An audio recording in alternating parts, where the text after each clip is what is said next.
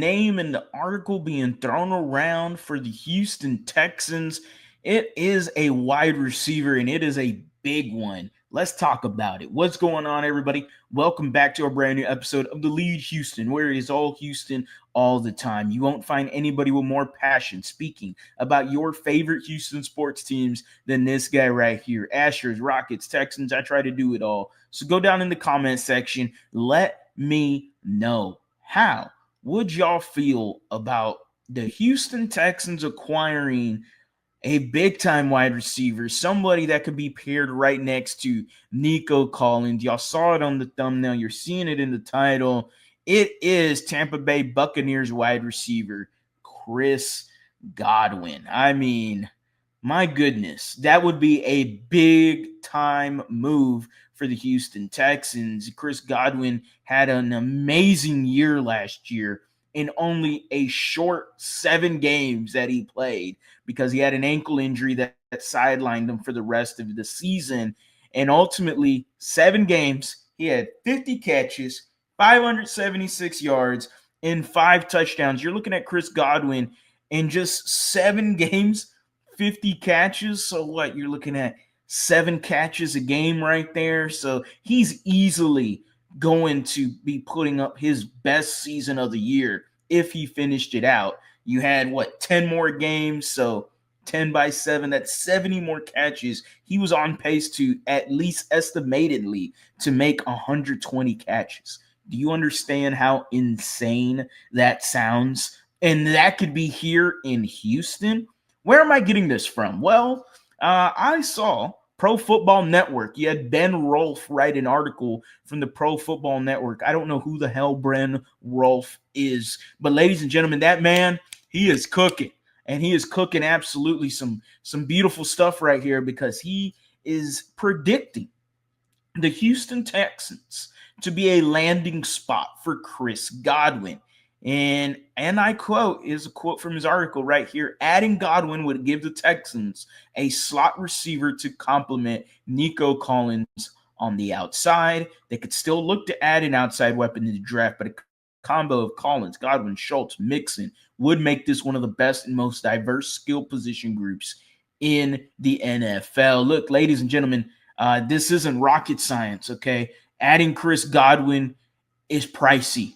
And price, he's definitely going to be pricey. He's 28 years old, and he just is going to say, yeah, I was about to have the best season of my career, and he has been super consistent. He has been that dude for Tampa Bay, and I would expect Tampa Bay to try to bring him back, but they already paid Mike Evans. I'm not sure if they want to pay 2 wide receivers over $20 million a year, and so the Houston Texans, that's going to be the price tag for him. It is pricey. Okay, over $20 million possibly for Chris Godwin. You also have to take into account his injury history. He does have quite a bit of an injury history. Pronunciation is key on this channel. He had a dislocated left ankle last year that sidelined him for the rest of the year. 2 years before that, he was fully healthy in 2023, but 2 years before that, he missed 2 games for a thigh hamstring. 2021, he had an ACL tear that finished his season. So it's a bit tough because there's a lot of knick-knack injuries stemming all the way from 2019 when it comes to Chris Godwin. Now, he did not miss any a specific large amount of time besides the ACL tear and then the dislocation of his ankle. Now, moving forward in the future, I don't expect that to worry anymore about his ankle, let's say, because, your ankle, okay, you just make sure it's healed, test it out, and then you're back on the field, and that's it. It's not like he is coming off an ACL like a Stephon Diggs at 31, a little bit tougher to get back from. So even though Chris Godwin has some knickknacks here and there, I mean, so does Nico Collins, but we're hoping that with paying him this money that maybe some of them injuries don't happen, specifically during the good time of the season, and that's December and the playoffs. So Chris Godwin, very pricey, and according to PFN, could be a Houston Texan, but the Texans have to make up some sort of cap space. They have to create space. They have to restructure guys, and they definitely have guys that they can restructure at the moment, at the very least. they're somewhere sniffing around $7 million. Now, yes, they have to restructure to open that up to hopefully up to 30 million, but then you're giving, let's just say 21 million of that to Chris Godwin. I wouldn't be afraid for a 3 or even a 4-year contract because he's 28. You're getting him until 31 or 32. I would not mind that.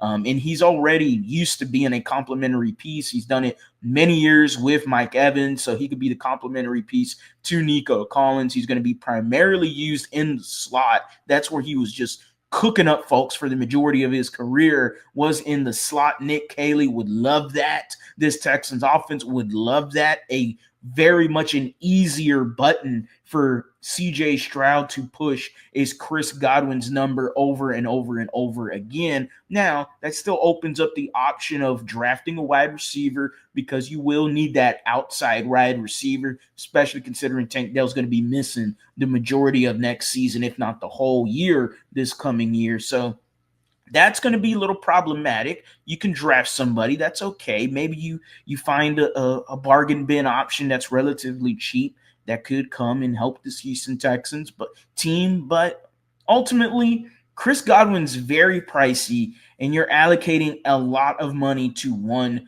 person. I do love his playmaking ability, but similar to Tyler Smith again. Shout out to the Dallas Cowboy guy, because that's who I really wanted in the draft 3 years ago when we got Kenyon Green. Regardless, Trey Smith, who I had the similar opinion of, if you're going to allocate that much money into, how much are you going to improve the rest of this offense? And that's where I have a problem with Chris Godwin. If you're allocating all that money to Chris Godwin at almost 21, 22 million a year, how much else are you going to improve the rest of this offense? Because the offensive line needs attention, as well as some other areas of need. You got some depth issues as well on the defensive side of the ball. Like, this Texans team needs some money to dish out to help this team out in the future and hopefully make that AFC Championship game appearance, and obviously a future Super Bowl appearance as well in a win. We would love that. So Chris Godwin to Houston, let me know how y'all feeling about it, Texans fans. Let me know down in the comment section. I'll reply. As always, guys, go Astros, go Rockets, go Texans. You have a blessed day.